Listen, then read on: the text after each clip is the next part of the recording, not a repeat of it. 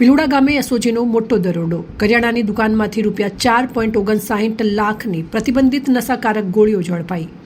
વાવથરા SOG પોલીસે ચોક્કસ બાતમીના આધારે થરાદ તાલુકાના પિલુડા ગામમાં આવેલી ચામુંડા કરિયાણા એન્ડ પાર્લર દુકાનમાં દરોડા પાડી 1149 પ્રતિબંધિત નશાકારક ગોળીઓ જપ્ત કરી છે.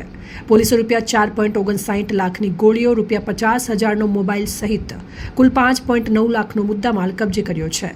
આ મામલે સવજીભાઈ ગંગારામભાઈ પટેલ, ઉંમર 37 વર્ષ, રહેવાસી પિલુડાની ધરપકડ કરવામાં આવી છે. આરોપી પાસે દવાઓ રાખવા માટે કોઈ ખાસ પરમિટ કે ખરીદીના બિલ મળી આવ્યા ન હતા.